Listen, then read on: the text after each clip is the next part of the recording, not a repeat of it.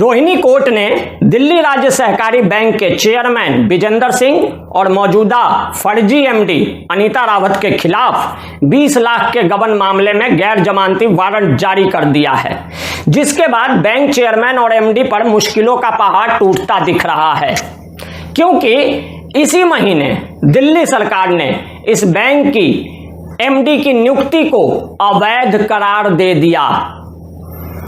गौरतलब है कि बैंक चेयरमैन विजेंदर सिंह नेफेड समेत कई सहकारी संगठनों के भी कर्ता धर्ता हैं।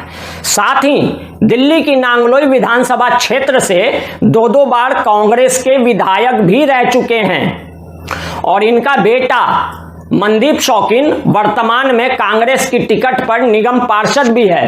साथ ही साथ अजीब बात यह है कि यह कांग्रेसी निगम पार्षद चेयरमैन का बेटा मनदीप शौकीन बाकायदा इस बैंक की बोर्ड में भी डायरेक्टर है।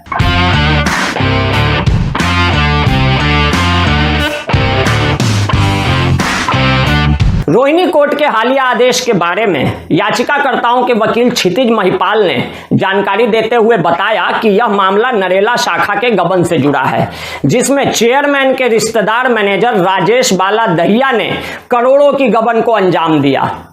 2 करोड़ के इस गबन मामले में बैंक और नरेला पुलिस शुरू से ही लीपापोती कर रही है। हालांकि कोर्ट में पुलिस के जांच अधिकारी ने बताया कि चेयरमैन और एमडी जांच में सहयोग नहीं कर रहे थे, जिसके कारण कोर्ट से यह गैर जमानती वारंट जारी हुआ है।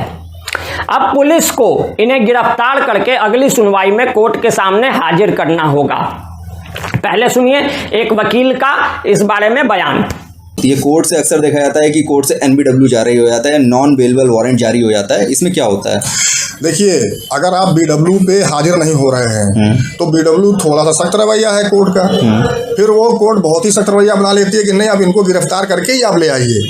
तो इसलिए फिर नॉन अवेलेबल वारंट इशू किया जाता है कि पुलिस को सख्त हिदायत दी जाती है कि ये व्यक्ति न्यायालय के आदेश का पालन नहीं कर रहा है, न्यायालय के आदेश की अवहेलना कर रहा है, इसलिए इनके खिलाफ नॉन अवेलेबल वारंट इशू किया जा रहा है। और ये जहाँ कहीं भी मिले, जिस स्थिति में मिले, इनको आप गिरफ्तार करके मेरे समक्ष पेश करिए। नॉन अवेलेबल वारंट का मतलब ये होता है।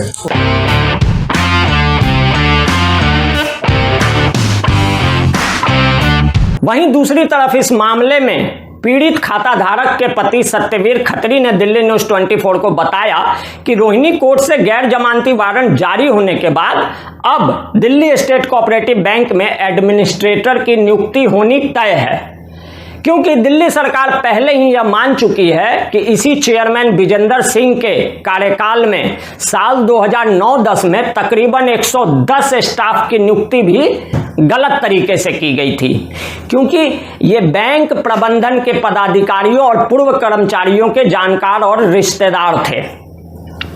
आइए पहले इसी बैंक से रिटायर उस मैनेजर सत्यवीर खत्री की जुबानी नरेला घोटाले की इस पूरी कहानी को सुनाते हैं।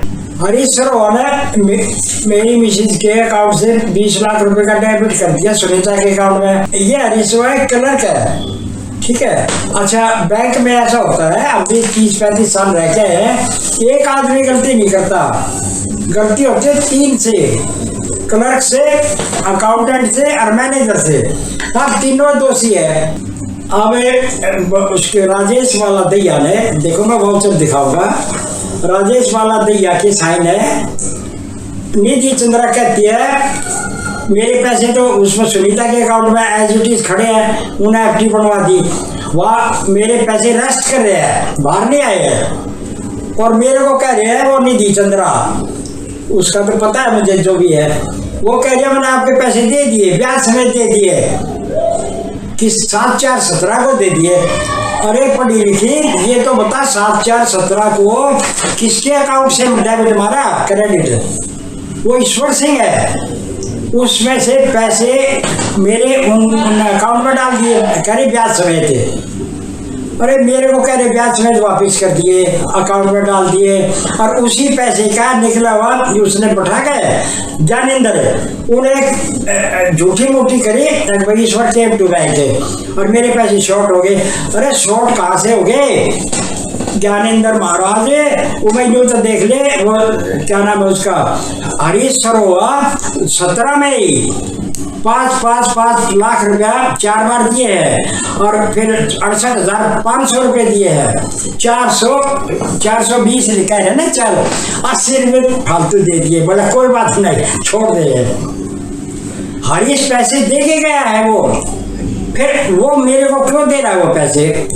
और फिर उसी पैसे की FIR करा दी इन लोगों ने। उसने रिपोर्ट लिखी ज्ञानेंद्र है। देखो क्या मजे की बात है, ये बैंक है, इसमें चोर भर्ती कर रखे हैं। इतने आदमी, इतने चोर है। अब भाई न्यू देख ले भाई किसके खाते में पैसा है। कृष्णा खत्री के निकाल लो 20 रुपये और एक फ्लैट ले लो।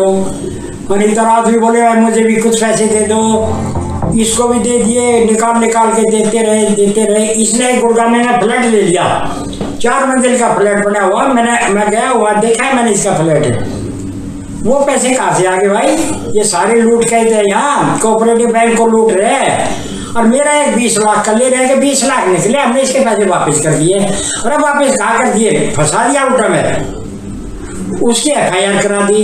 FIR में देखो किसके नाम, सुमित्रा का, एक और उनके कुंबे का लिखवा दिया। भाई ये है ना, इसके कुंबे को लिखवा दे और भाई मेरी भारती को बचा दिया। और आपकी बहुत मेहरबानी होगी। अनीता रावत को उसने बोल दिया कि इसको बचा दे और किसी और की रिपोर्ट करा दे। अरे मेरे पास रिपोर्ट भी है, सब उनके नाम भी है। अरे वो क्या नाम थी, वो स्वाति महाजन आई, उसको ऊपर से आदेश दिया उसने, अनीता रावत ने, कि ऐसी रिपोर्ट लिख दे कि सारा खोप उसमें ठीक रहा। वो ठीक रहा, इस हरीश को ठोक दे। और पुष्पा में अभी तुमने कराया तो काम। अरे इन्हें कराया तो अकाउंटेंट कहाँ गया, मैनेजर कहाँ गया, वे कहाँ गए ये बताओ, जिसमें वाउचर के साइन है। फिर निधि चंद्रा वो जो अनीता रावत का ब्लैक वो मनी लॉन्ड्रिंग की शिकायत करती है और इधर से कहती है हमने आपके पैसे दे दिए हैं। भाई बहुत पढ़ी लिखी है ये तो बैंक में सारे पढ़े लिखे हैं। ये फर्जी भर्ती कर रखे हैं। इनकी इंक्वायरी करेंगे ना, एक भी ठीक नहीं पाओगा। ऐसे अनीता रावत फर्जी भर्ती कर रखी है।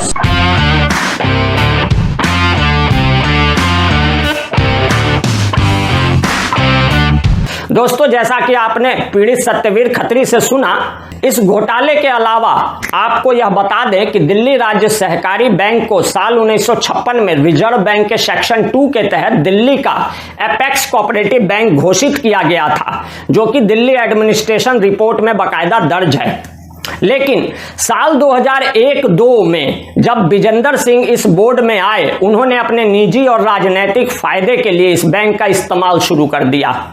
आपको बताते चलें कि बैंक चेयरमैन विजेंदर सिंह और फर्जी करार MD अनीता रावत के खिलाफ दिल्ली हाई कोर्ट में विचाराधीन जनहित याचिका में दायर विजिलेंस और RCS की संयुक्त जांच रिपोर्ट में कई घोटालों का खुलासा हुआ है।